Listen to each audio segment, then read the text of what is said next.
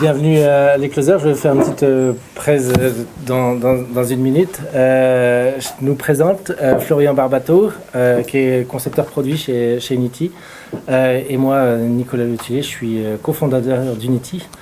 Unity, c'est quoi? C'est un startup studio qu'on a créé il y a 2 ans et demi maintenant avec Loïc Défense, qui crée des produits numériques, des produits digitaux en association, en partenariat avec des entreprises, des PME, des ETI, voire même des grands groupes. En gros, c'est l'externalisation de l'entrepreneuriat. On a créé le mot d'exterpreneuriat. On crée des produits digitaux qu'on accompagne de la conception, idéation, conception, développement, marketing, gros hacking, etc. On vous accueille dans nos nouveaux locaux. On a été hébergé pendant plus d'1 an à la French Tech, merci Stanislas. Et depuis 3 mois, on s'est installé ici.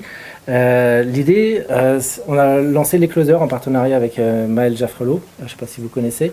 L'idée, c'est d'en faire un lieu dédié à l'innovation justement pour les PME, les ETI, les grands groupes, où en gros, c'est l'externalisation de leur lab innovation avec un pool de compétences qui est là pour les accompagner dans le lancement en mode MVP justement de leurs produits numériques.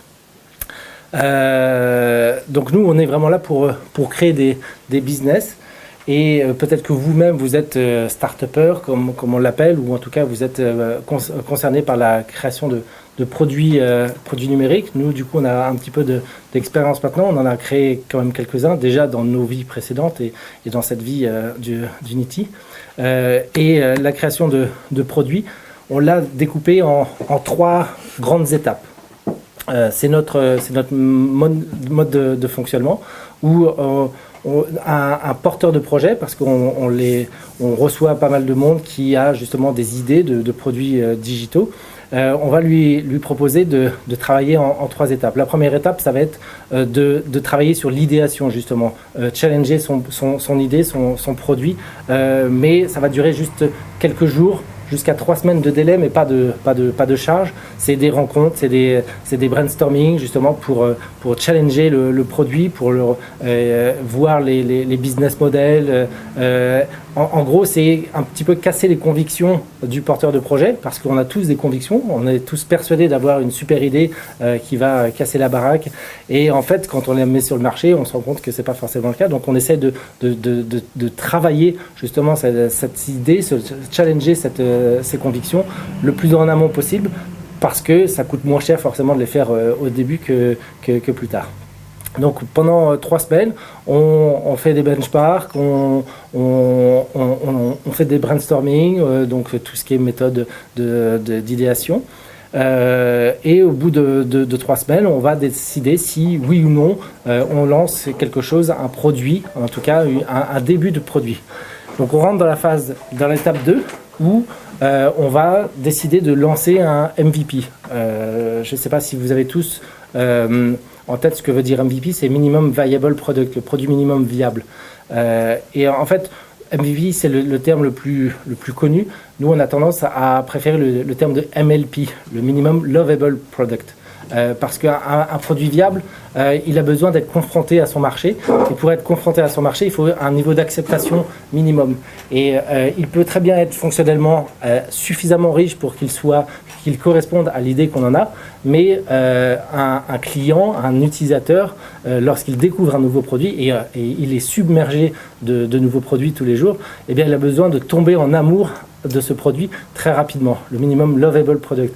Donc même s'il ne fait pas tout ce que le produit final fera, il a besoin que ce soit joli, que l'expérience soit correcte pour pouvoir l'accepter. Donc ça, c'est une étape qui peut prendre 3 mois, 6 mois en fonction de la complexité du projet. Et ça nous permet de créer donc un premier MLP, donc un premier produit qu'on est capable de mettre sur le marché, et assez rapidement de tester son acceptation par le marché. C'est ce qu'on va appeler le test de traction. Est-ce que on est capable d'attirer des utilisateurs et on fait des tests pour savoir comment attirer au mieux les utilisateurs, comment les faire comprendre l'idée du produit le plus simplement. Donc ça va passer par la création de landing page, de pages d'atterrissage pour expliquer le message, pour expliquer le produit et lui faire accepter de nous laisser ses coordonnées, de commencer à utiliser l'application, voilà, de voir comment l'internaute, l'utilisateur réagit à ce produit, même si le produit n'est pas complet, parce qu'évidemment on ne crée pas un super produit en 3 mois. Du coup, pendant cette étape, finalement la partie technique ne doit pas être la plus importante. C'est plus du marketing, de l'enrobage, de la commercialisation. L'objectif, au bout de 6 mois, 9 mois de lancement, c'est de pouvoir dire, eh bien, voilà, pour 1 euro investi en web marketing, en acquisition, en mots-clés, en campagne Facebook, etc., je suis capable de faire venir X utilisateurs. Alors, ça va plutôt être X euros pour un utilisateur, d'ailleurs, parce que les coûts d'acquisition sont très élevés. Et être capable de le fidéliser, de le retenir. Donc ça va être super important pour le lancement d'un vrai produit, de voir combien ça coûte de vraiment lancer ce produit sur le marché. C'est vraiment un test marché, et donc la technique, si elle doit présenter un MLP, donc un produit lovable, dont on peut tomber, pas amoureux, mais qu'on peut apprécier, mais l'objectif, c'est pas de faire de la technique pour la technique. La phase 3, l'étape 3 qu'on va lancer éventuellement au bout de 6-9 mois, c'est si on considère que le produit est viable. Donc il est viable financièrement, il est viable en termes de marketing, en termes de traction. On sait à peu près combien on paye pour avoir un nouvel utilisateur, combien il nous rapporte aussi éventuellement. Eh bien, on va pouvoir dire, ça y est, on lance le produit et on va peut-être refactorer, donc réécrire pas mal de choses pour passer dans une phase d'industrialisation du produit, pour pouvoir soutenir des centaines, des milliers, voire des centaines de milliers d'utilisateurs, parce qu'un MLP n'a pas vocation justement à supporter ce genre de choses. Il faut qu'on aille vite, il faut qu'on présente quelque chose qui donne envie, mais pas forcément de tout développer, et pas en tout cas dans les règles de l'art. Pendant la phase 2, on va aussi pas mal parler de fake it till you make it. Donc on va présenter des fonctionnalités, on va mesurer l'attractivité de cette fonctionnalité, mais quand l'utilisateur va cliquer dessus, par exemple, on va juste lui mettre un message: cette fonctionnalité est encore en cours de réalisation, merci de revenir plus tard, ou nous vous informerons. Mais on sait quelles sont les fonctionnalités qui seront attendues. On va benchmarker tout ça pour savoir qu'est-ce qu'il faut développer en priorité. Donc on l'a compris, cette phase est hyper importante pour le lancement d'un produit. Et peut-être que certains d'entre vous ont déjà été confrontés à ça. Il ne faut pas partir bille en tête dans un développement. On voit énormément de porteurs de projets qui sont allés voir des sociétés de services. Alors désolé pour les sociétés de services représentées ici, mais qui vont lui dire, pas de problème, je vais te faire un cahier des charges, ça va coûter X milliers d'euros, tu me dis exactement ce que doit faire l'application, on va bien tout écrire, comme ça le développeur à qui on va donner ça, il sera en mesure de le développer tout seul. Et donc c'est le porteur qui explique ce que l'application doit faire, et la société de service va faire en sorte que l'application fasse exactement ce que le client voulait. Mais le problème, c'est que le client, donc le porteur de projet, il a ses convictions, mais il n'a jamais confronté ses convictions aux utilisateurs. Donc ce qui va se passer généralement, c'est que il va sortir le produit, et puis tout de suite après, il va falloir le jeter ou le réécrire quasiment intégralement, parce qu'on se rend compte que le business model n'est pas celui qu'on imaginait. On a shifté, on a pivoté, donc on a imaginé que le business soit différent. Vous connaissez les cycles de développement. Faire une plateforme web mobile en moins de 3 à 6 mois, c'est complètement utopique. Donc en 6 mois, une start-up, elle a le temps de shifter 10 fois, de se casser la figure 3 fois. Donc il faut vraiment aller plus vite. Et ce, d'autant plus que finalement, le produit, lorsqu'on lance une start-up, c'est que la partie visible de l'iceberg. Alors, ça représente peut-être pas 1/5, mais le système d'information, au total, ça doit englober beaucoup plus que ce produit. Un produit, c'est quoi généralement? C'est une application, un site web qui va proposer des produits. Donc, il faut avoir un back-office, un système de base de données qui va gérer les référentiels, qui va gérer les produits que l'on va présenter aux clients. Donc, il faut quelque part que les gens qui gèrent ces produits, donc ça va être le service client, le service commercial, enfin, tous les gestionnaires vont utiliser comme plateforme pour alimenter ces produits. Vous allez avoir le front office, donc ce qui est vraiment présenté aux clients, et c'est de ça dont on parlait en test produit. Mais c'est pas tout. À un moment, il faut un CRM pour gérer des clients, parce qu'on va beaucoup parler de B2B. Malgré tout, c'est là où se place le plus gros du marché. Le B2C rapporte très peu. Il faut vraiment avoir un business model hyper solide pour pouvoir gagner de l'argent sur du B2C. Donc les produits B2B, eh bien, il faut une force commerciale pour trouver des clients. Donc il faut un CRM pour gérer les rendez-vous, les relances, etc. C'est pas le back-office, c'est pas l'application en elle-même, quelle qu'elle soit, qui va gérer ça. Il faut un système de téléphonie, il faut un système de facturation, parce qu'avoir des clients c'est bien, mais les facturer et les encaisser c'est pas mal aussi, parce qu'on a besoin d'un peu de fuel. Donc au final, le produit, il est important, mais il représente une fraction de l'ensemble de tout ce qu'il y a à faire pour lancer une société. Donc, partie là, sur la phase 2, au final, on fait la même chose que tous les porteurs de projets, sauf qu'on le fait pour le compte de nos clients, mais vous-même, si vous avez eu l'idée de lancer un produit, vous avez d'abord confronté l'idée à votre famille, vos amis, etc., et qui vont dire, bah ouais, c'est super, ou... Alors, le problème des amis, c'est que ils disent souvent que c'est super. Ils challengent pas trop. Nous, on est plutôt là pour casser les projets plutôt que les soutenir, parce que les amis, la famille, c'est pas eux qui vont le faire, et puis c'est pas eux qui prennent des risques. Donc, c'est super. Donc ils vont faire cette partie idéation, puis la partie conception, bah, ça va prendre du temps, et au final, mais c'est ce qui se fait généralement sur du papier, sur une table de restaurant, sur une nappe.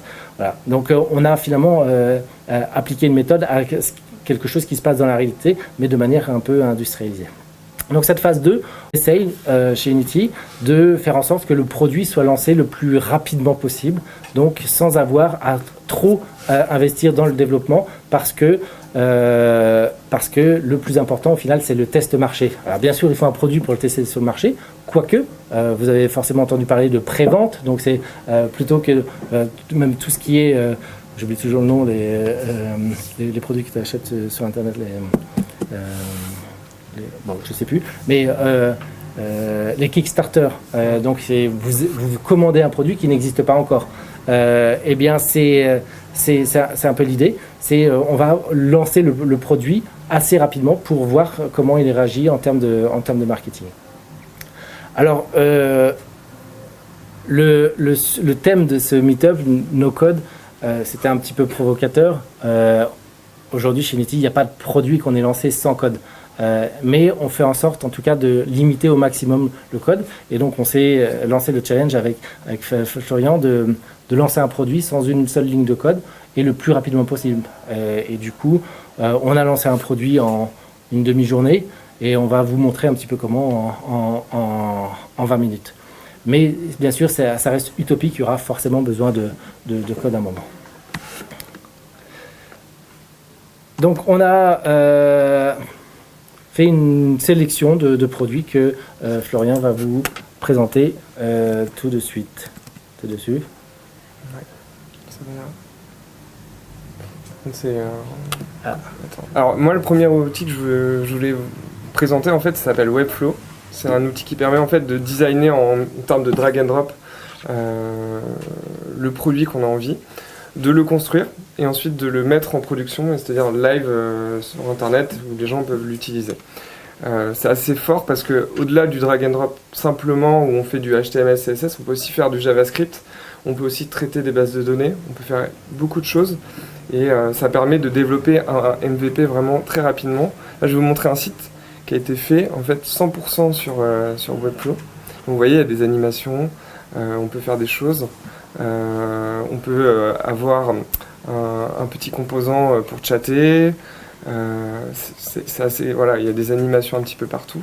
Et donc on a vraiment l'impression que c'est un produit qui a été codé à la main et qui a été vraiment construit par des développeurs. Sauf que en fait tout ça c'est à part les visuels qui ont été faits quand même par des designers, c'est uniquement du no-code. Il n'y a rien n'a été fait. Et donc on peut rentrer après dans le site très simplement. Voilà. Et donc tout ça a été fait sans code. Donc c'est pour prouver que quand même il y a quand même des choses qui peuvent être faites vraiment professionnellement sans code. Et donc vous voyez là ça a été utilisé sur Webflow. C'est pour prouver que c'est vraiment fait par Webflow. Le deuxième outil que je voulais vous présenter, ça c'est un petit peu plus simple, c'est un outil qui s'appelle Sheet to Site et en fait ça permet juste de faire des one page avec un back-office également, mais un back-office qui est géré derrière sur Google Sheet. Je ne sais pas si vous connaissez, mais en fait Google Sheet c'est un peu l'Excel de Google. Et donc derrière, par exemple ici, on peut par exemple faire un job board, qui est un job board d'emploi développeur. Mais tout ça, tout ce que vous voyez derrière, la data, tout ça, c'est géré par Google Sheet. Et donc il n'y a vraiment rien. Il n'y a pas de code, c'est lié directement au site et on peut commencer à éditer directement dans l'Excel et ça va s'afficher en temps réel sur le site. Ensuite, on peut le mettre en production sans code, etc. Donc, c'est des outils qui sont bien sûr payants, Webflow et Site to Site, mais ça dépend en fait de ce qu'on veut. Il y a des versions freemium, par exemple. Sur Webflow, qui permettent déjà de commencer à construire son produit, voire le représenter, et ensuite, si on est satisfait de ce qu'on veut, on peut payer, et après faire le déploiement, mettre le nom de domaine, tout est géré simplement sur l'interface. Et après, on peut exporter ces données. Donc en fait, à un moment où vous estimez que votre produit il est suffisamment... il répond aux besoins de mes utilisateurs et que je veux aller plus loin et que je veux développer, mais j'ai déjà de la donnée, je peux récupérer ma donnée, la télécharger, et ensuite elle pourra être réintégrée en fait dans mon site après, quoi, qui sera développé par des programmateurs et des développeurs front. Juste une petite aparté sur quelque chose que vient de dire Florian qui est importante, c'est que c'est pas parce qu'il n'y a pas de code que ça coûte rien. Mais l'idée c'est pas de lancer une start-up avec 0 euros. Si vous avez l'envie de lancer une start-up sans le moindre euro en poche, ça marchera jamais. Par contre, c'est plutôt de lancer rapidement des produits qui coûteront moins cher et beaucoup moins cher que des développements. Une journée de développeur à Rennes, c'est entre 400 et 600 euros par jour. En une journée, croyez-moi, c'est compliqué de sortir un produit en une journée. Alors si vous payez un abonnement à 30 euros par mois, pour le prix d'une journée de développeur, vous avez 1 an d'abonnement à un service qui vous permet de vous passer provisoirement en tout cas d'un développeur et donc de faire votre test marché. Exactement. Et donc là, je vais passer sur un outil que Nicolas va vous présenter un petit peu après en détail, mais c'est un outil qu'on utilise beaucoup chez Unity, qui permet en fait, c'est un espèce d'Excel mais avec des super pouvoirs et qui communique avec des outils différents. Donc par exemple, si je voulais faire un projet, si je veux monter ma startup et que je veux suivre mon projet, en fait ça me permet de créer un Excel et dans cet Excel, je peux gérer de la vidéo, des images, je peux faire des liaisons simplement avec d'autres outils, avec d'autres tables Excel. Et ça me permet en fait d'avoir un outil qui est déjà presque déployé. Et là, j'ai rien codé, j'ai juste utilisé un template qui est en fait le template de l'outil, parce qu'ils ont déjà développé plusieurs templates. Et ça, on va en revenir après, parce que du coup, on va s'en servir en no-code pour alimenter notre application. Ça peut être vu comme un Excel en ligne, mais ça peut être aussi vu comme un début de back-office qui va être vachement intéressant pour lancer un produit rapidement. Voilà. Un outil qu'on va également utiliser qui s'appelle Glide, et en fait c'est un outil qui nous permet de créer des applications, des progressive web apps on appelle ça. En fait c'est comme des applications qu'on installerait sur un téléphone mais qui sont accessibles directement sur le web et qui ont les mêmes comportements qu'une application normale. Et ça, pareil, c'est géré avec une feuille de style Google Sheet. Et on peut alimenter de la data, afficher des informations, avoir des onglets, etc. Je vais juste vous montrer rapidement, parce qu'on va revenir après dessus. Mais par exemple, je peux faire une application avec des grilles de salaire, avoir de la donnée. En fait, c'est ultra puissant. On a juste besoin d'un Google Sheet avec des informations dessus et ça fait une application entière sans aucun problème, quoi. C'est très puissant. Il y a plein de choses natives dedans. En fait, il y a une version gratuite. Donc on peut avoir une version gratuite pour pouvoir tester son produit assez rapidement. Donc, je reviendrai dessus après parce qu'on va l'utiliser beaucoup. Ça, c'est un outil en fait qui nous permet qu'on peut relier à un autre site. En fait, là, on a parlé d'outils généraux qui permettent de créer des sites. Là, c'est des briques de sites qu'on peut relier à notre site qu'on n'a déjà pas codé. Donc, par exemple, Typeform qui nous permet en fait, par exemple, si on a un shop, on se dit je présente mes produits et après je dis je vais par exemple essayer de faire acheter mes utilisateurs le produit. Et en fait, c'est comme un formulaire, mais avec un petit peu amélioré, avec des images, etc. Donc on choisit par exemple telle chaussure, la pointure. Une landing page hyper riche en fait. Hyper riche, je remplis des informations et en fait au bout du bout, je peux payer directement. Donc je choisis par exemple ma livraison. Non, j'ai pas de code promo. Et là, hop, en fait, tout est intégré dedans. Je peux déjà remplir mon numéro de carte et payer. Donc, ça nous permet potentiellement d'avoir un outil qui peut déjà convertir et faire nous générer des revenus sans avoir développé quoi que ce soit. Je le connecte à mon site. On verra comment on peut le connecter, mais il y a plusieurs possibilités. Et c'est assez puissant. Un outil aussi, je pense que potentiellement vous connaissez, ça s'appelle Shopify, qui permet de créer des sites e-commerce tout faits. Il y a beaucoup de templates, il y a des boutiques de thèmes. Et là, c'est vraiment si vous avez un produit et que vous n'êtes pas, vous voulez commercialiser, je sais pas, des chaussures, des vêtements, des objets design. Là, il n'y a rien à faire. En fait, on choisit un template. Là, par exemple, hop, je prends celui-là. Je peux le voir.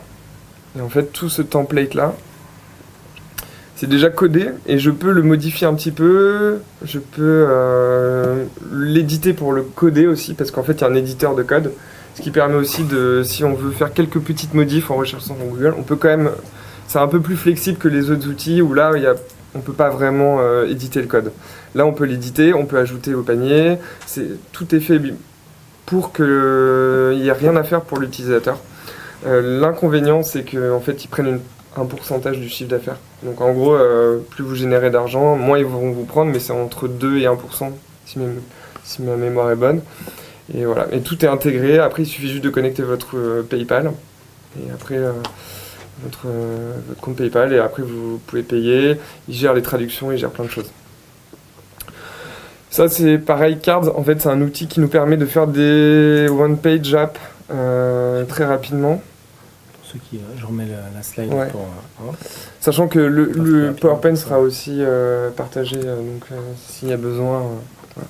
Donc là, je ne vais pas revenir trop dessus parce que en gros, c'est un petit peu la même chose que Sheet to Site, mais en fait, on a plein de templates différents, que ce soit portfolio, que ce soit job board, plein de choses comme ça, qui nous permettent aussi de faire la même chose. Mais je le trouve assez intéressant aussi parce que au final, il y a une période d'essai. Site to Site, il n'y a pas de période d'essai, il n'y a rien. On ne peut pas forcément visualiser tout, alors que là, on peut vraiment déployer rapidement. C'est Google Analytics friendly. Donc en fait, si vous le mettez en ligne, ça gère Google Analytics. Il y a juste quelques petits trucs à rentrer. Voilà.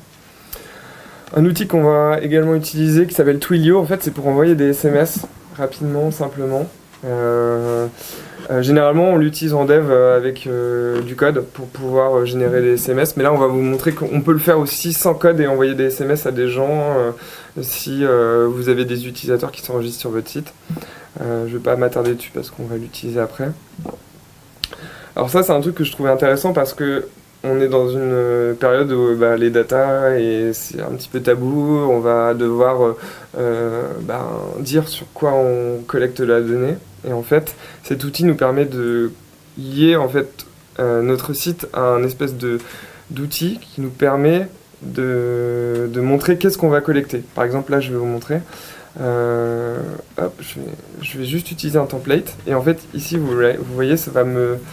Là, c'est en anglais, mais en fait, on peut le traduire. Ce qui nous permet de dire, voilà, j'utilise des cookies. J'utilise des cookies pourquoi pour savoir le nombre de clics, pour savoir combien de personnes a été sur mon site, etc. Et donc ça, il n'y a pas besoin de le coder, ça existe déjà, c'est open source. On peut directement l'intégrer dans notre site, sans le coder, sans rien faire, et l'appliquer directement. C'est assez intéressant. Zapier, un outil qu'on va utiliser aussi pas mal, qui nous permet de faire communiquer les applications entre elles. Par exemple, on va utiliser tout à l'heure Twilio et on va utiliser Glides avec Google Sheets. Et là, ça va nous permettre sans code de faire communiquer Google Sheets avec Twilio et envoyer des SMS rapidement. Donc, je ne vais pas trop m'attarder parce que Nico va présenter un petit peu tout ce qu'on peut faire dessus. Integromat, c'est un petit peu le jumeau de Zapier, mais c'est un peu plus technique, c'est-à-dire qu'on va pouvoir faire des choses un peu plus avec du code, il y a du webhook, c'est des termes un peu plus code, mais ça permet de faire communiquer les applications entre elles également. Si ça vous intéresse, si vous voulez aller plus loin que Zapier, et si Zapier vous convient pas, vous pouvez aller faire un tour sur Integromat pour aller voir les outils. Pareil, quand on crée une startup, on a besoin potentiellement d'une page d'équipe. Si on n'a pas envie de s'embêter à la coder, en fait, il y a des outils qui existent, qui s'appellent TeamPage. Et ça vous permet en fait de générer une page qui est gratuite entre 1 à 10 personnes dans l'équipe. Voilà, on remplit sa société et je vais vous montrer à quoi ça ressemble.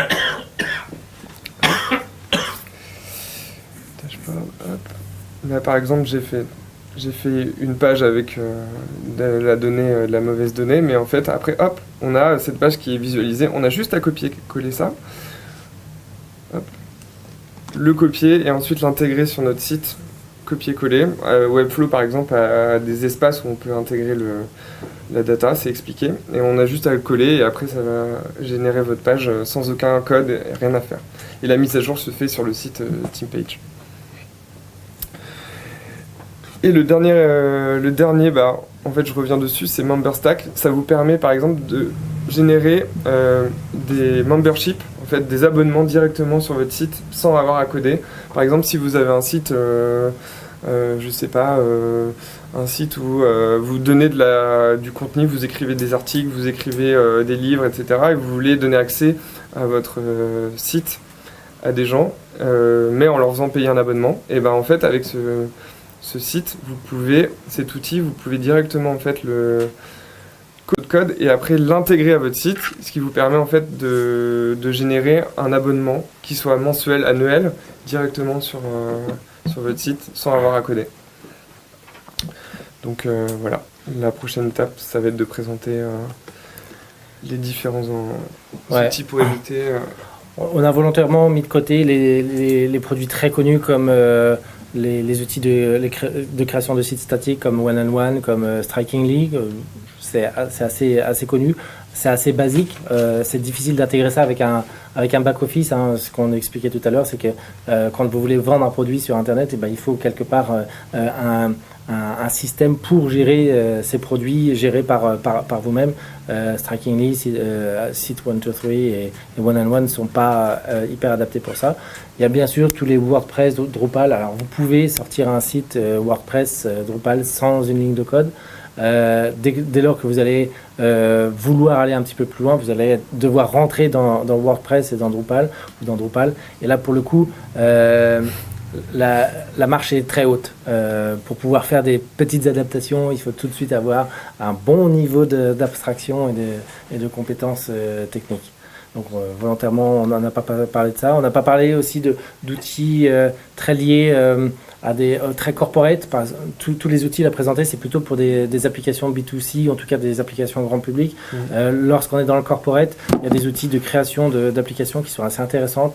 Office 365, par exemple, offre Power Apps qui permet de créer à partir d'une base de données, qu'elle soit SQL, qu'elle soit Excel, etc., de créer une application pour restituer, voire modifier des données. Mais c'est plutôt des applications de gestion qui sont toutes très rapidement très moches parce que c'est au final du access un petit peu en ligne.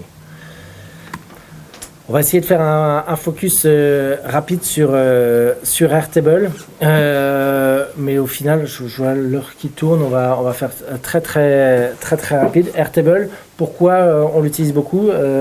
Florian en a parlé tout à l'heure un petit peu. C'est une sorte de Excel en ligne, mais un mix de Excel et Access. Alors Access, c'est quoi la différence? C'est que Excel à la base c'est pour faire des calculs et ça a été très utilisé notamment en entreprise pour commencer à gérer des données.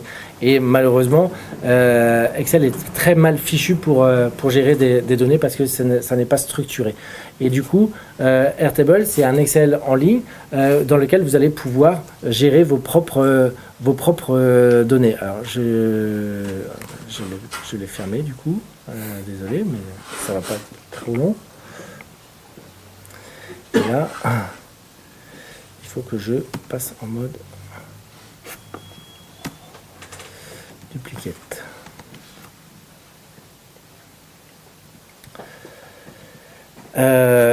Donc, on va le faire tout de suite. Vous allez pouvoir partager, c'est le gros avantage aussi d'être en ligne, c'est que la feuille de données va pouvoir être partagée avec vos collaborateurs.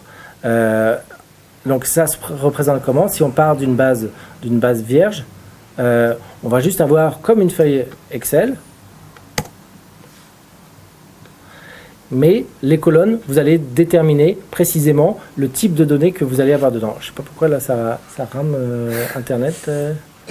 Voilà. Et vous voyez, on a une feuille vide et chaque colonne, vous allez pouvoir la déterminer. Imaginons qu'on ait une table où on aurait, je ne sais pas, des clients. Qu'est-ce qu'on va voir comme colonne? On va voir un nom, bien sûr. On va supprimer les colonnes de base. On va rajouter un email. On va juste dire que c'est un type email. Comme ça, il va pouvoir faire des contrôles. Airtable va valider lui-même le format des emails. On va pouvoir faire la même chose avec un numéro de téléphone.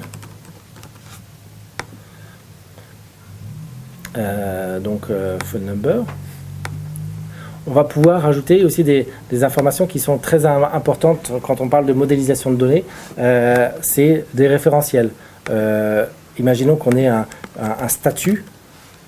Et bien plutôt que le commercial saisisse lui-même ses propres valeurs de statut, il va juste sélectionner entre les éléments que vous aurez rajoutés en configuration. Prospect, client, ancien client. Ainsi, ce sera une liste déroulante qui sera proposée lorsqu'on saisira un client. Et donc, dès lors, on peut commencer à l'utiliser. Statut, c'est un client. Ça peut être lié à un formulaire de page? Là, c'est complètement autonome pour le moment. C'est après qu'on va le lier à quelque chose d'une manière ou d'une autre. Donc là, on a déjà une feuille. Comme sous Excel, avec les fameux tableaux croisés dynamiques, personne ne sait précisément comment ça fonctionne. Vous allez avoir la possibilité de lier des enregistrements entre deux tables. C'est plus simple. C'est beaucoup plus simple. En fait. Parce que là, en gros, qu'est-ce qu'on va avoir? On va avoir une colonne qui va être la date de l'achat. Donc, on va configurer un champ de type date de l'achat. On va lui dire que c'est le format européen. Et on va lui dire quel est le client qui est rattaché à cet achat. Et bien, c'est juste une liaison vers le client. Il n'y a pas de code, c'est vraiment que du... Il n'y a pas de code. Donc, on est vraiment dans la phase de modélisation des données. Et ainsi, imaginons qu'il ait acheté un pommard. Vous allez voir pourquoi. le client, vous sélectionnez bien sûr un client dans la liste des clients qui vous sont proposés. Et la date, voilà, le 18-04. Bien sûr, ça peut marcher avec d'autres tables. Imaginons qu'on ait un référentiel des vins. Ici, on va avoir du Pommard, du Château La Pointe. Eh bien, l'achat, on va pouvoir le lier également. Plutôt que de laisser le nom directement en saisie libre, on va le lier à un enregistrement de type vin. Ah, j'ai oublié de lui donner un nom.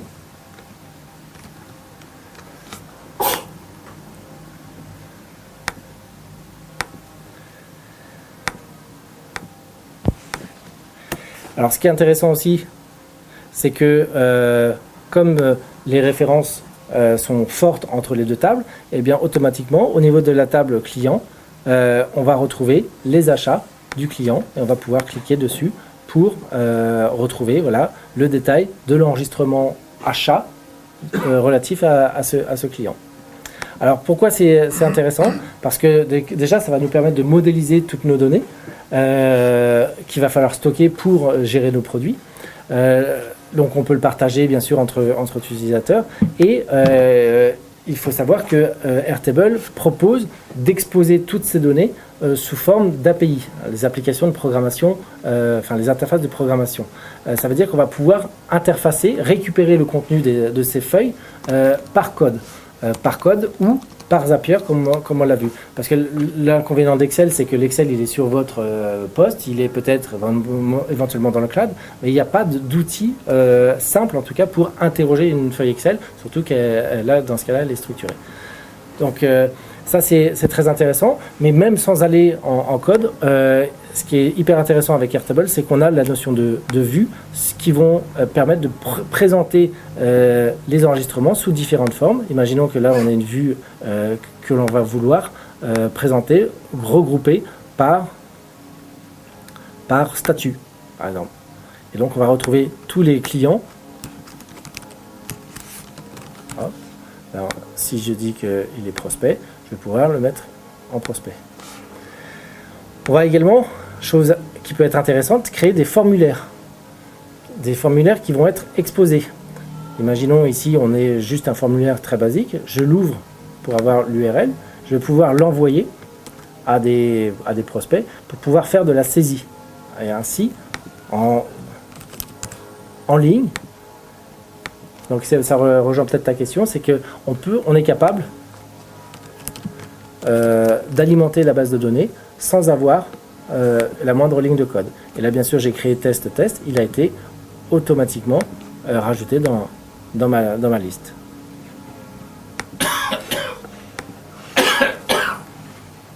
Il y a plein de fonctionnalités, mais je pense qu'on refera un meet-up sur Airtable parce qu'il y avait eu pas mal de succès. L'autre outil que on évoquait, du coup, ouais. Zapier, non, c'est pas ça. Zapier, c'est un outil qui, comme l'expliquait Florian, va permettre d'interconnecter des systèmes hétérogènes.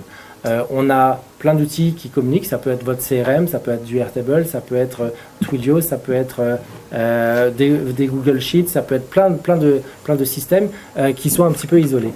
Zapier, la proposition de valeur de cet outil, c'est d'interconnecter. Donc bien sûr, les éditeurs des logiciels, de tous ces logiciels, ont dû développer une petite partie. Et Zapier, en gros, vous allez vous connecter dessus, vous allez créer ce qu'on appelle un zap. Et un zap, c'est quelque chose qui va avoir un déclencheur. Un déclencheur, c'est par exemple une nouvelle ligne dans votre CRM, un nouvel email reçu sur votre boîte mail, toutes sortes de déclencheurs. Donc il y en a des centaines de déclencheurs possibles. Et dès lors que ce déclencheur est activé, il va pouvoir réaliser une action. Donc le déclencheur, c'est dans un système. Par exemple, je reçois un email sur Office 365. Eh bien, je vais déclencher une action dans un autre système.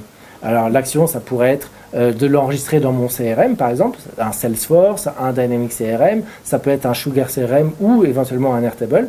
Et bien sûr, qu'est-ce qui va être envoyer à cette action, eh bien, ça va être les données qui vont être exposées par le déclencheur, le nom, le prénom, le contenu de l'email, la date, etc. Tous ces champs vont pouvoir être envoyés au système destination. Et du coup, c'est complètement automatique. Dès lors que vous avez un nouvel email, dès lors que vous avez un nouvel enregistrement, dès lors que vous avez un nouveau SMS qui arrive, eh bien, automatiquement, il y a une action qui va être déclenchée dans un autre système, de manière complètement autonome. Alors, je vais repasser en mode... Bah, c'est toi qui vas faire la présentation. Ouais. Juste... non. Oui, c'est un petit peu... Parce que... Je sais pas où je suis. Alors. Désolé, mon poste est en train de friser. Il l'a pas. Sinon,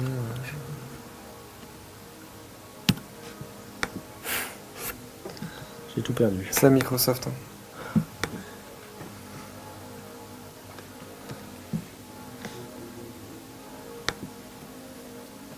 Ah. C'est ça. Non, c'est pas bon signe ça. C'est pas ça que je voulais montrer. Le pire, c'est l'USB-C ou pas? Alors, c'est... donc maintenant, ce qu'on vous propose de toute façon, c'est de mettre en application justement ces différents systèmes pour faire une petite démonstration de création d'une application en mode MVP très, très basique. Bon, l'idée là, ça sera de faire une application pour des cavistes qui permet de présenter la liste des vins qu'il y a chez un caviste, de pouvoir commenter les vins, de pouvoir enregistrer du coup un nouveau client dans Airtable quand le caviste a un nouveau client chez lui, et qui enverra un SMS au client pour lui dire bienvenue dans la cave, tu peux accéder à l'application, voici le lien de l'application et voici tous les vins de la cave, tu peux aller les regarder, les commenter, si tu en as déjà goûté, s'il y en a un qui t'a plu, tu peux le commenter, etc. Ça marche. Donc la première chose qu'on va faire, c'est qu'on va aller dans Airtable. Pourquoi ça marche pas? Moi je vais le prendre. Et c'est d'aller sur la base de données client, ici, parce que du coup on a préparé quelques petits trucs pour pouvoir l'utiliser. On va récupérer déjà des vins qui sont là. On va tout copier. Pourquoi tu veux on peut faire... Ok. Donc ça c'est notre liste de vins. On va dire que dans notre cave on a tous ces vins là. Et l'idée maintenant c'est de créer une application pour aller afficher tous ces vins. Donc je ne sais pas pourquoi la copie ça marche pas. Non mais c'est lui qui a planté. Bah du coup on va... C'est bon. Ouais. Du coup on va aller sur Google Sheet. Donc on va créer un Google Sheet et on va dire bah voilà Meetup ma cave à vin, donc ça va être mon projet de cave à vin. Je vais avoir un onglet vin. Et c'est là où en fait je vais mettre mes vins. Ces vins là, on va pas les copier à la main bien sûr, on va les utiliser, on va utiliser Zapier pour pouvoir les importer automatiquement dans notre appli. L'idée c'est vraiment que le caviste, lui, il utilise Airtable, c'est son back-office. C'est là où il va gérer son référentiel de vin. Dès qu'il en rentre un, il le rentre dans Airtable. Quand il a un nouveau client, il le rentre dans Airtable. Quand il fait une vente, il rentre dans Airtable. Et l'idée, c'est que l'application que le client va pouvoir télécharger, elle va être alimentée automatiquement depuis Airtable. L'idée, pour que ce soit extrêmement basique, c'est une application qui est juste un réseau social un petit peu de tous les vins disponibles chez ce caviste et pour chacun un petit commentaire par les gens qui l'ont acheté. Et pour faire un petit peu de CRM, parce que c'est quand même important, c'est que quand un client vient d'acheter un vin chez ce caviste, eh bien, il reçoit un SMS, eh bien, retrouve toute ma cave sur cette application pour pouvoir revenir plus tard. Exactement. Et Google Sheet, ça va nous permettre de faire communiquer l'application avec la base de données qui est Airtable. Donc l'idée, on va prendre, je pense que j'avais déjà fait un zap, j'avais déjà préparé un zap, il s'appelle FeedDB, en fait c'est pour alimenter la base de données. Et donc là, je vais juste modifier. Donc, est-ce que j'explique un peu le détail ou Ouais, ou peut-être le refaire le zap. Ouais, ok. Alors on va dire qu'on part d'Airtable. Donc voilà, je choisis Airtable parce que c'est là où il y a ma base de données. Et donc là, je vais suivre quand il y a un nouvel enregistrement dans ma table. Donc ma table 20 qu'on a vue à côté. Donc là, en fait, on me demande, ça l'a déjà fait, mais on m'a demandé de connecter en fait Airtable à Zapier, qui est pour que ça puisse communiquer. Donc là, je l'ai connecté. Donc là, j'ai dit, bah voilà, qu'est-ce que je veux, quelle base je veux regarder. C'est ma base client. C'est ma base de vin, qui est là. Et c'est ma grid view, en fait, c'est ma table par défaut où il y a tous mes vins. Donc là, dès qu'il y aura une nouvelle ligne qui sera ajoutée dans Airtable, dans la vue des vins, le zap va être déclenché automatiquement. En fait, c'est toutes les 5 minutes, il va aller voir s'il y a un nouvel enregistrement et il va s'exécuter pour chaque nouvel enregistrement. Voilà. Et là, en fait, juste je l'ai connecté, tac, j'ai fait refresh. Et là, vous voyez, en fait, j'ai tous mes vins. Donc mon premier vin, mon deuxième vin, mon troisième vin. Et j'ai tous les champs de ma table. Donc le nom, la région, l'URL pour afficher l'image, le prix, etc. Donc je vais continuer. Et donc là, voilà, il me dit, bah c'est bon, ça a été relié, etc. Non, c'était pas fait la destination, l'action. Donc là, c'était le déclencheur. Le et déclencheur. Donc, dès lors que l'on a donc cette ligne qui est rajoutée dans Airtable, l'action qui va être réalisée, eh bien, c'est une action de ajout dans Google Sheet. Donc on sélectionne l'action Google Sheet. Donc là, pour l'instant, ma Google Sheet, elle est vide. Ce que je vais faire, c'est que je vais l'alimenter du coup avec ma base de données. Donc là, je vais dire de créer en fait une ligne à chaque fois qu'il y a un nouvel enregistrement dans ma table.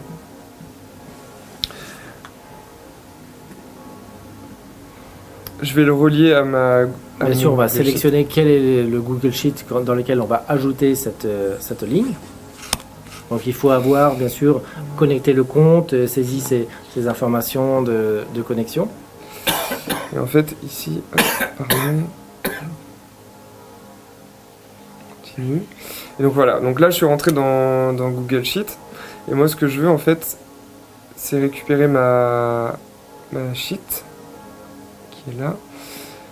Le workspace, c'est pas celui-là. Donc, clear current choice. La limite de ces outils, c'est une quantité de données, une quantité de fiches produits ou c'est... Ce sont généralement des modèles freemium, free-to-play. Donc les premiers usages sont gratuits, puis à partir d'un moment, il faut passer à la caisse pour... dans le cas d'Airtable, c'est à partir de 1000 enregistrements, il faut payer, et c'est 22 € $22 par mois par utilisateur. Est-ce que c'est intéressant de passer à quitter le freemium plutôt que de développer une vraie appli, parce que ça c'est plutôt utile pour tester à la limite sur le marché. Ah oui, pour tester, c'est quand même beaucoup plus économique de payer 22 € par mois que de développer une vraie application. Ouais. Alors après, c'est vrai qu'il va falloir payer 22 € par mois d'Airtable, mais ça reste que 100 € par mois, et pour 100 € par mois en développement, vous n'avez rien. Vous payez un café à votre développeur. Un an avec Ça dépend. Ouais. Ça dépend du test. Ça peut être 3 mois, ça peut être 1 mois, ça peut être 1 an si vous shiftez, si vous modifiez votre business. Donc là, tu as sélectionné ton fichier Google, tu sélectionnes ton onglet. Voilà, ça qui sont les vins. Et donc là, il me dit, bah, j'ai pas de header en fait. Ici, vous voyez, parce qu'en fait, il faut absolument lui dire que, par exemple, tous mes titres ici, name, description, URL, région, en fait, ça, c'est la même chose ici. Donc je vais juste mettre name, description, URL, région, je ne sais plus lesquels c'est, type, prix, disponibilité.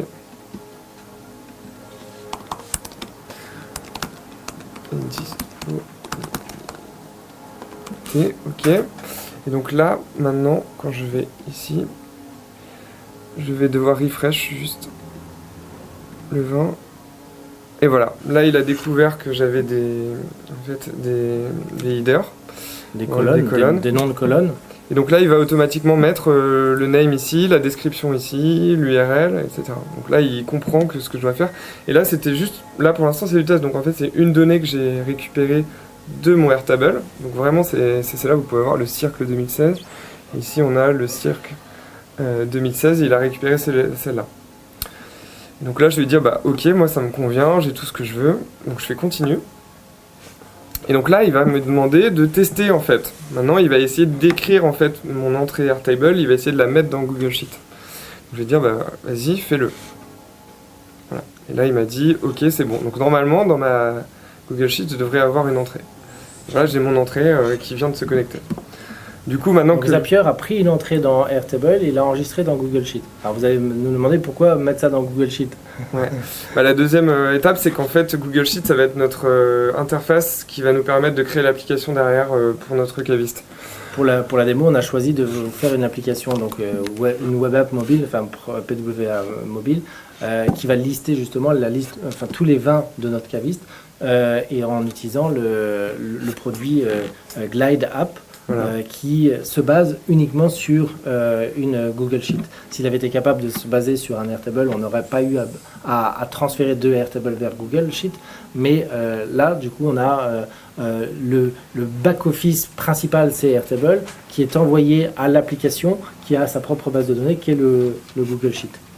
Et donc là, on va créer l'application qui va être envoyé donc par SMS au client qui vient d'acheter son vin pour retrouver tout l'ensemble des vins du caviste. Voilà.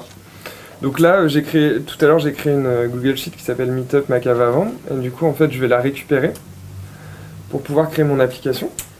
Je récupère et voilà, paf. Là, déjà, il m'a créé une application. Bon, là, maintenant, il faut qu'on la structure.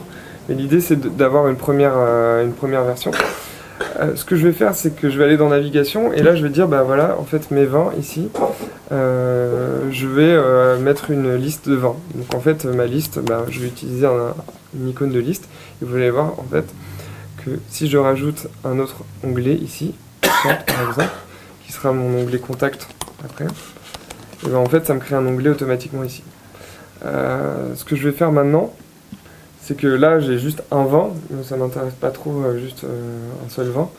Ce que je vais faire, c'est que je vais juste récupérer mes vins, parce que là tout à l'heure ce qu'on a fait, c'est qu'on a créé les entrées avant de zapper les entrées. Donc avant d'utiliser Zapier pour veiller à ce qu'il ajoute une ligne dans mon tableau une fois que j'ai enregistré un nom. Là donc ceux qui étaient là avant, en fait on les aura pas. Donc ce que je vais faire, c'est que je vais juste les recopier pour que ensuite là il va voir que j'ai fait des entrées, il va les rajouter automatiquement dans mon tableau pour nourrir ma base de données. Ça prend juste 5 minutes. Ce que je vais faire, c'est qu'en attendant je vais créer mon client, parce que en fait là j'ai ma liste de vins et en parallèle en fait j'ai mes clients. Donc là j'ai un client et je vais faire Nicolas Le Tuilier, qui nous permettra ensuite je pense qu'en fait on va faire avant le zap qui nous permet d'envoyer un SMS. Peut-être tu peux montrer l'application Glide telle qu'on l'avait préparée du coup. Ouais. Donc on a bien le Google Sheet qui va lister tous les vins donc disponibles chez le caviste, et l'application Glide va mettre en forme ce Google Sheet pour que ce soit sexy pour l'utilisateur. Voilà, donc là par exemple toute la liste de vins que j'ai importée, elle est là. Donc j'ai ma liste de vins avec les images, etc.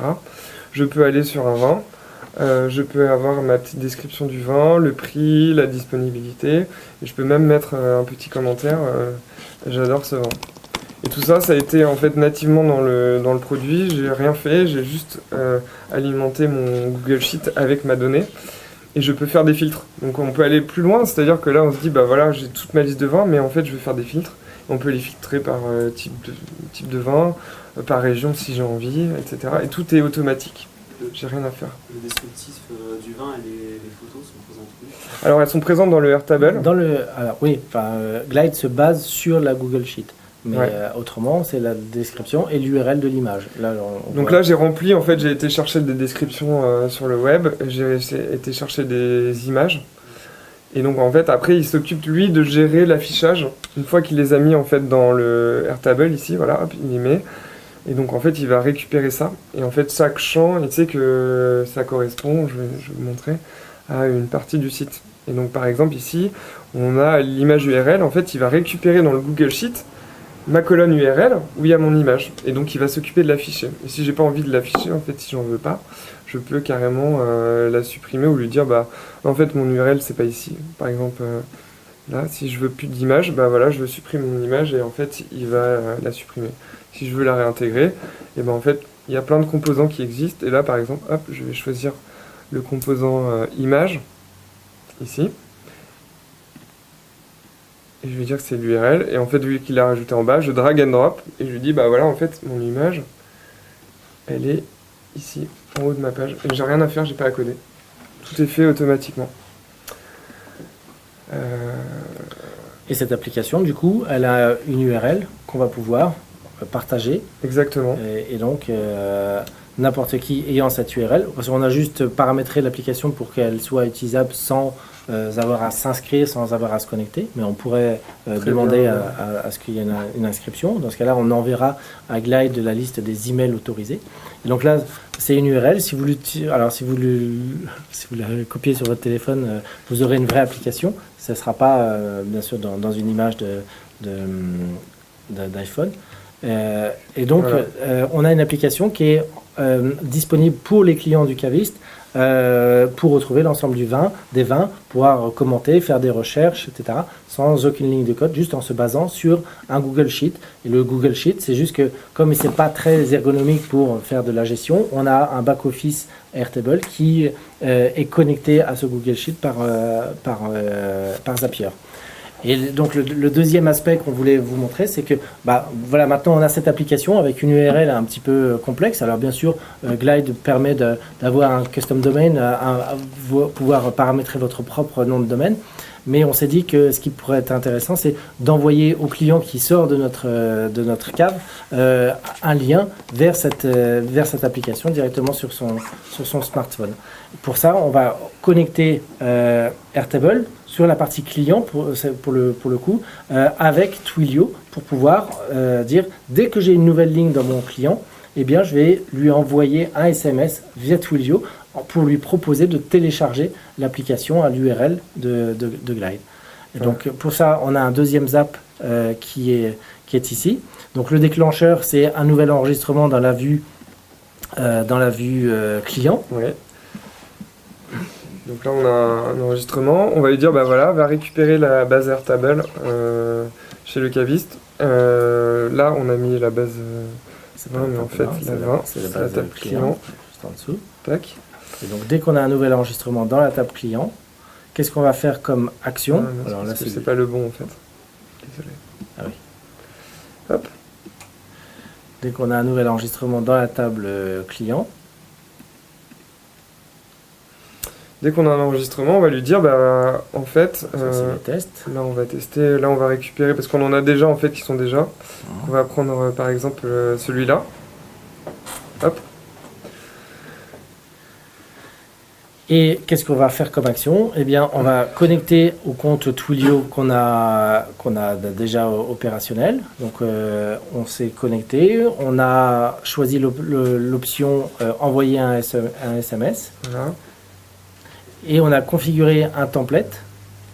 Et on lui dit, bah voilà, bienvenue dans la cave du coin, vous pouvez retrouver tous les vins du catalogue sur notre application officielle avec un URL court et un petit message. Voilà. Ce qui est important là, c'est que le destinataire, le numéro destinataire, là c'est mon numéro, mais dans l'absolu, dans la vraie vie, on sélectionnera, avec le petit plus ici, le petit champ là, le champ de l'enregistrement Airtable qui correspond au numéro de téléphone. On ne va pas mettre un numéro en dur, il dépendra de Airtable. Et du coup, on a mis un petit message, on a créé un petit lien Bitly pour que le lien soit plus lisible, et il va recevoir un SMS. Dès qu'il y aura un nouvel enregistrement dans la table client d'Airtable, dans les 5 minutes, il recevra un SMS pour dire consulte notre cave à cette adresse. C'est toi qui l'as reçu en fait. Tout à fait.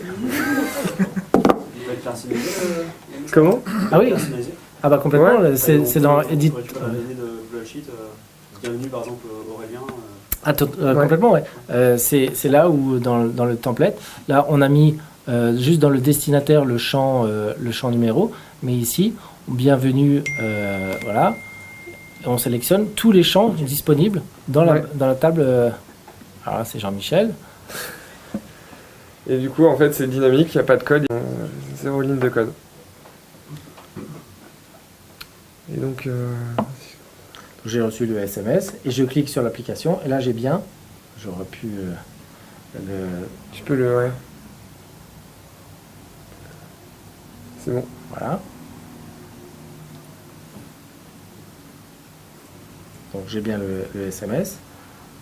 Je clique dessus. Il ouvre mon navigateur. Il me propose de l'ajouter à mon home screen. Mais dans l'absolu, j'ai déjà mon application avec le filtrage donc, par catégorie ou par région. Et la possibilité de rajouter. Alors là, pour le coup, je veux commenter. Glide ne propose pas le commentaire anonyme, donc je vais être obligé de m'inscrire. Je vais mettre mon nom, mon adresse. Je vais recevoir un code PIN par email pour valider mon compte et pouvoir me connecter. Sachant le plus long dans cette histoire, ça a été, à partir de la feuille Excel, la feuille Google Sheet, de faire en sorte que la fiche des vins soit présentée de manière assez jolie.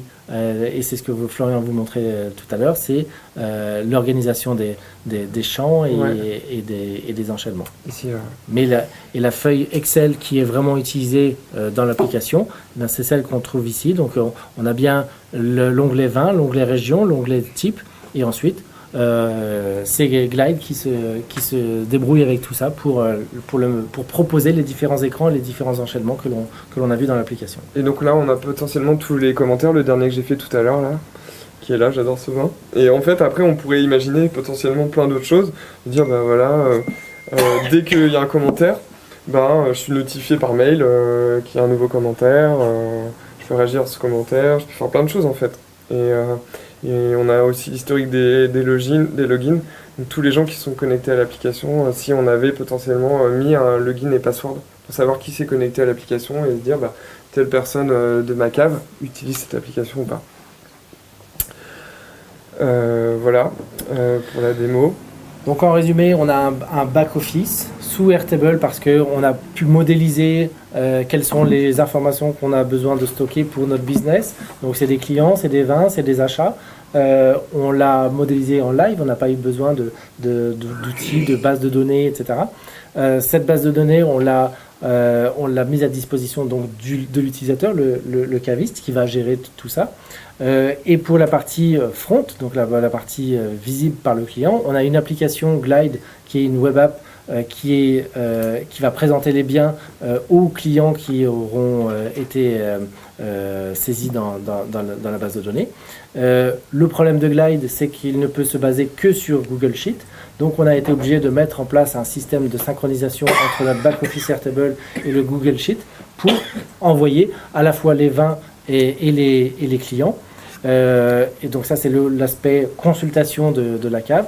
Le deuxième aspect c'est depuis mon back-office, quand je crée un client, dès que je lui saisis un numéro de téléphone, eh bien, dans les 5 minutes, grâce à Twilio, grâce à Zapier et Twilio, il reçoit un SMS pour l'inviter à télécharger, consulter l'application en lui envoyant le lien par SMS. Donc c'est pas évident de tout reproduire comme ça en 20 minutes, mais ça nous a vraiment pris 2 heures à développer tout ça pour créer la base de données Airtable, pour créer le back-office de Glide et pour paramétrer Glide pour que ce soit suffisamment présentable. On pourrait imaginer plein d'autres fonctionnalités, on n'a pas le temps de faire, mais on pourrait potentiellement dire mes clients, je peux leur dire pour 20 € par mois vous avez le droit à 3 bouteilles, et leur dire je vous fais payer en ligne directement et tous les mois vous pouvez venir chercher des bouteilles. Et on peut utiliser par exemple MemberStack qu'on a vu tout à l'heure pour leur faire payer directement le vin. On peut aussi lui demander à l'utilisateur, parce que là on a entre guillemets pas afficher tous les vins que l'utilisateur a acheté, le client. Mais là, on pourrait dire, on utilise un Typeform. Vu que le caviste enregistre tous les vins que le client a acheté, la personne sur Typeform c'est le formulaire en fait, a juste à rentrer son email. Et en fait, avec Zapier, on va connecter à Zapier et ça va renvoyer un email à l'utilisateur sans intervention qui permet d'envoyer tous ces vins qu'il a achetés. Et donc là, on n'a pas besoin de code, c'est un moyen dérivé, c'est un moyen de ne pas faire de code, mais au moins ça permet de tester potentiellement la fonctionnalité, si ça peut être intéressant pour les gens de recevoir tous les vins qu'ils ont déjà achetés sur leur boîte mail. Et on pourrait également créer un événement sur Airtable, parce qu'en fait sur Airtable on fait des formulaires, mais on peut aussi avoir des dates pickers qui permet de dire voilà, je veux potentiellement organiser un événement pour mon entreprise dans la cave à vin. Et donc on connecte Airtable à l'application et donc je vais dire réserver tel jour la cave à vin pour faire un événement. Donc ça c'est des outils qu'on pourrait mettre en place et des fonctionnalités qu'on pourrait mettre en place directement sur l'application. Pour finir, on va juste parler de notre retour un peu sur l'expérience sur NoCode. C'est vraiment intéressant parce que ça permet vraiment de créer un produit en quelques heures, vraiment en quelques minutes, parce que là on a passé du temps à faire des filtres, à faire des choses, mais si on avait juste une liste de vins, hop, on connecte la liste de vins à l'application, hop, en 10 minutes on a une application. C'est bien pour faire un MVP et pour tester l'attraction, comme disait Nicolas au tout départ.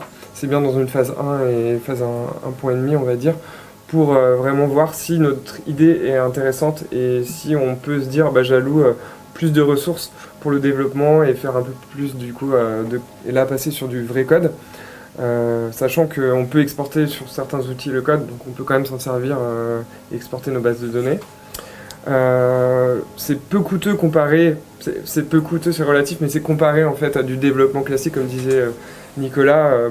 Quand on fait du développement, ça peut aller très très vite au niveau des coûts, plusieurs dizaines de milliers d'euros. Donc là, on a quasiment zéro si on utilise par exemple Glide. Là, on n'a rien payé. Airtable, on n'a rien payé. Donc là, on n'a rien. Zapier, on n'a rien payé. Donc là, les 3 outils qu'on a utilisés, il y avait 0 € d'engagé. Et Twilio qui coûte 2 € par mois par numéro de téléphone. Donc, voilà. Et puis quelques centimes par SMS envoyé. D'ailleurs, c'est des outils qu'on continue à utiliser même lorsqu'on est en phase ultérieure. Ouais. Zapier, on l'utilise pour interconnecter avec des systèmes sans avoir à développer les différents connecteurs. Sur un produit, on a même été amené à utiliser Zapier pour connecter notre produit sur lui-même, parce que toute la flexibilité offerte par Zapier nous permettait de développer des fonctionnalités hyper flexibles sans avoir à les coder. Et du coup, on avait juste la même application exposée, le connecteur et l'action.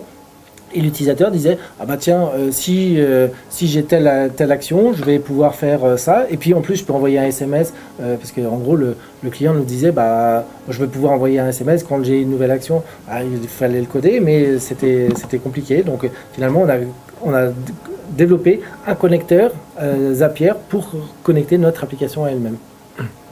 Alors bien sûr, Twilio, on l'utilise au quotidien sur pas mal d'outils, pour envoyer des SMS, pour faire des scénarios de SMS, parce que là, on a fait un envoi, mais on peut recevoir des SMS qui exécutent une action par Zapier ou par code sur un système d'information à nous qui peut réagir également en renvoyant un email de bienvenue ou envoyer un lien vers les applications. Ça, c'est pareil, il n'y a pas forcément besoin de code pour ça, c'est juste de l'utilisation un peu plus avancée. Twilio peut même faire de la voix, peut faire les scénarios, les SVI, des TMF, etc. Donc il y a énormément de possibilités sur ces outils. Airtable, on l'utilise énormément nous au quotidien pour remplacer Excel. Je peux vous montrer un petit peu à quoi ressemble mon abonnement Airtable. Je ne sais pas pourquoi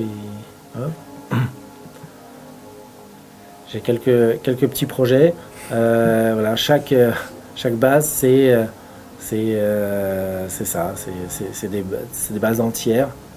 C'est un peu comme des fichiers Excel, mais qui ont pour chacun ses spécificités, ses interconnexions, ses utilisateurs. Et qui constituent parfois un produit déjà tout fait, parce qu'on peut les partager directement avec une URL, un lien internet, et le partager à quelqu'un et dire bah voilà, qu'est-ce que tu en penses, enregistre-toi, fais ça. Mets à jour une photo. Il y a de plus en plus d'outils disponibles. Je sais que là, c'est vraiment tout petit morceau de tous les outils qu'il y a. Le principal défaut, c'est qu'ils sont tous quasiment en anglais parce qu'ils sont beaucoup plus avancés que nous sur la matière. Donc ça commence à arriver en France, mais c'est très récent. Donc c'est pas compliqué en soi, mais surtout que maintenant avec Google Chrome, on peut traduire le site facilement.